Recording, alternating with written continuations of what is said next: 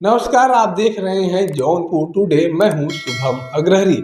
साथियों, जैसा आप सभी को पता है कि प्रयागराज में महाकुंभ चल रहा है और यह महाकुंभ अब धीरे धीरे अपनी समाप्ति की ओर जा रहा है। 26 फरवरी को लास्ट महाकुंभ का स्नान किया जाएगा और इस बीच बड़ी खबर सामने आई है कि इस बार प्रयागराज महाकुंभ में अब तक कुल 40 करोड़ से ज़्यादा श्रद्धालुओं ने स्नान कर लिया है। जिस दिन से महाकुंभ का आगाज हुआ है उस दिन से प्रतिदिन करोड़ों श्रद्धालु एक एक दिन में स्नान करने के लिए पहुंच रहे हैं। कभी 1.5 करोड़, कभी 2 करोड़, कभी 4 करोड़ श्रद्धालु स्नान करने के लिए पहुंच रहे हैं। ऐसे में अब यह आंकड़ा 40 करोड़ का पार कर चुका है। एक अनुमान लगाया गया था कि इस बार प्रयागराज महाकुंभ में 40 से 45 करोड़ श्रद्धालुओं का आवागमन हो सकता है। 40-45 करोड़ श्रद्धालु प्रयागराज महाकुंभ में स्नान करने के लिए आ सकते हैं। तो ऐसे में अनुमान अब सही साबित होता हुआ नजर आ रहा है। 40 करोड़ का आंकड़ा प्रयागराज महाकुंभ ने पार कर लिया है। प्रयागराज महाकुंभ में 40 करोड़ लोगों ने अब तक स्नान कर लिया है।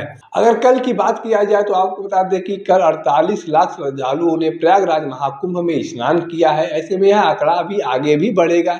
अभी 40 करोड़ का बताया जा रहा है, लेकिन अभी यह आंकड़ा आगे बढ़ेगा क्योंकि अभी 2 स्नान होना बाकी है। 12 तारीख को माघ पूर्णिमा का स्नान होना बाकी है और महाशिवरात्रि का स्नान होना बाकी है। तो ऐसे में अभी 2 बड़े स्नान बाकी हैं। तो ऐसे में श्रद्धालुओं की संख्या अभी बढ़ सकती है।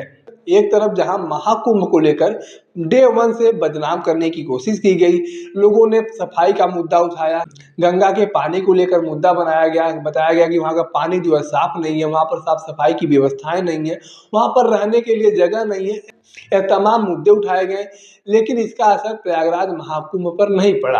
आपने अभी पिछले दिनों देखा होगा, मौनी अमावस्या के स्नान के दिन भगदड़ की स्थिति मची थी, अफवाह फैलाया गया था, तमाम चीजें सामने आई थी, डर का माहौल बना था।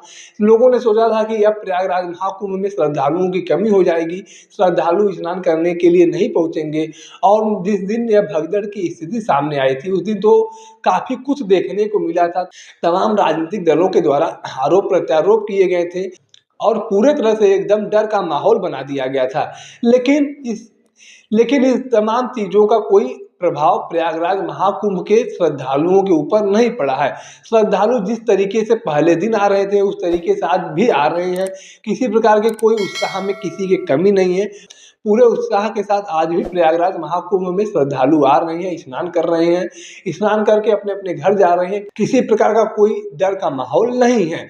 तो ऐसे में यूँ कहा जाए तो गलत नहीं होगा कि जिन लोगों के द्वारा प्रयागराज महाकुंभ को लेकर डर का माहौल बनाने का कोशिश किया गया, षड्यंत्र रचने का काम किया गया, उन लोगों का षड्यंत्र सफल नहीं हुआ है और प्रयागराज का महाकुंभ अपने पूरे उत्साह के साथ चल रहा है कि किसी प्रकार का कोई डर का माहौल नहीं है। श्रद्धालु पहुंच रहे हैं, स्नान कर रहे हैं, दर्शन कर रहे हैं, पूजन कर रहे हैं और अपने अपने घर को जा रहे हैं। श्रद्धालु पहुंच रहे हैं, स्नान कर रहे हैं, दर्शन पूजन करने के लिए अलग अलग मंदिरों पे जा रहे हैं, अपने अपने घर को जा रहे हैं।